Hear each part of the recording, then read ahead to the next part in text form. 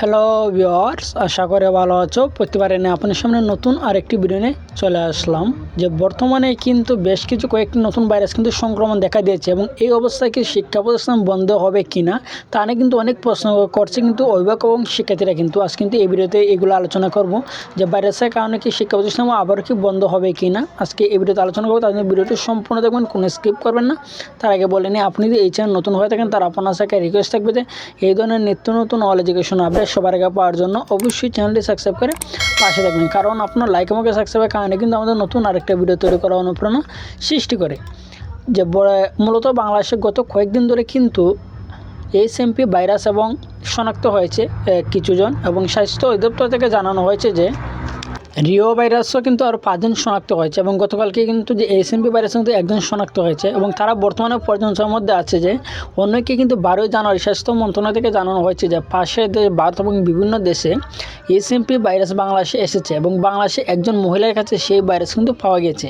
তিনি বর্তমানে নিবিড় পর্যবেক্ষণ রয়েছে তাদের কাছে। রাজধানীর একটি হসপিটালে বর্তমানে আক্রান্ত ব্যক্তি রয়েছে। ভাইরাসের কথা শুনলে কিন্তু মনে পড়ে যায় যে 2020 সালে করোনা ভাইরাস সংক্রমণের কথা, যেখানে করোনা ভাইরাস লাখ লাখ মানুষের মৃত্যুর কারণ হয়েছিল। সেখানে জানুয়ারি মাসে প্রথম দিকে কিন্তু এই ভাইরাস সামনে আসে। পরবর্তীতে সারা দেশ ছড়িয়ে পড়ে লকডাউন দেওয়ার পর কিন্তু থামানো যায়নি মৃত্যুর মিছিল। স্কুল কলেজ বন্ধ ছিল প্রায় 1.5 বছর কিন্তু করোনার সময়। এই অবস্থায় চলতি বছরে কী হতে যাচ্ছে, শিক্ষা মন্ত্রণালয় এবং স্বাস্থ্য মন্ত্রণালয় এবং সরকার তাদের সেই সিদ্ধান্তের দিকে তাকিয়ে আছে কোটি কোটি শিক্ষার্থী এবং তাদের অভিভাবক। কোনো অভিভাবক দাবি করছে যে এই ভাইরাস সংক্রমণ রোধে সরকারের এবং স্বাস্থ্য মন্ত্রণালয়ের ভূমিকা অত্যন্ত গুরুত্বপূর্ণ এবং শিক্ষা মন্ত্রণালয়ের উচিত যে শিক্ষা প্রতিষ্ঠান পাঠদান কার্যক্রম স্বাস্থ্যগত বিষয়গুলো যুক্ত করা, যেমন মাস্ক পরে ক্লাস কার্যক্রম পরিচালনা করা এবং পরিস্থিতি খারাপ হলে শিক্ষা প্রতিষ্ঠান সাময়িকভাবে বন্ধ রাখা।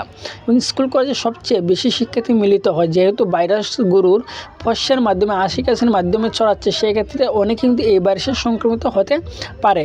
তো স্বাস্থ্য মন্ত্রণালয় থেকে এখন পর্যন্ত কোনো প্রকার জরুরি নির্দেশনা বা এই ভাইরাস প্রসঙ্গে সতর্কতামূলক কিন্তু কিছু জানায়নি, যার কারণে শিক্ষা মন্ত্রণালয় থেকে শিক্ষা প্রতিষ্ঠান নিয়ে গত 13 জানুয়ারি, আজ কিন্তু যে জানুয়ারি 13 জানুয়ারি পর্যন্ত এই ধরনের কোনো ধরনের সিদ্ধান্ত গ্রহণ করা হয়নি যে আপনাদের যে এই ভাইরাসে এইচএমপি ভাইরাসের কারণে কি কোনো শিক্ষা প্রতিষ্ঠান বন্ধ রাখা হবে কি না, এই পর্যন্ত কিন্তু এখনও তারা কোনো ধরনের আপডেট তারা দেয় নাই। ঠিক আছে, কিন্তু বর্তমানে যে এইচএমপি ভাইরাস কিন্তু খুব একটা ভয়ঙ্কর ভাইরাস, যা আপনারা কিন্তু সবাই কিন্তু সতর্ক থাকবেন। এর আগে কিন্তু আমি আরেকটা ভিডিও ক্রিয়েট করেছিলাম, সেই ভিডিও কিন্তু আমি বলে দিয়েছিলাম যে ভাইরাসটা কীভাবে মানুষের শরীরে প্রবেশ করে এবং এগুলো থেকে প্রতিরোধ করার উপায়টা কী।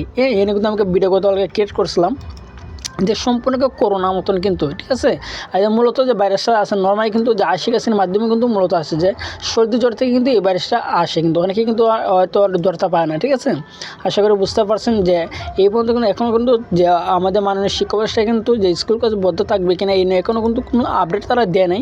হয়তো তারা কিছু দিনের মধ্যে এইগুলো নিয়ে কোনো একটা আপডেট দেবে, আশা করি বুঝতে পারছেন। তারপরে না হয়ে থাকেন অবশ্যই কমেন্ট করে জানাবেন, আর যদি ভিডিওটি ভালো লাগে থাকে অবশ্যই একটু লাইক দেবেন। আর আপনি যদি এই চ্যানেল নতুন হয়ে থাকেন তার আপনার সাথে রিকোয়েস্ট থাকবে যে এই ধরনের নিত্য নতুন অল এডুকেশন আপডেট সবার আগে পাওয়ার জন্য অবশ্যই চ্যানেলটি সাবস্ক্রাইব করে পাশে থাকবেন। ধন্যবাদ, দেখা হবে অন্য কোনো ভিডিওতে।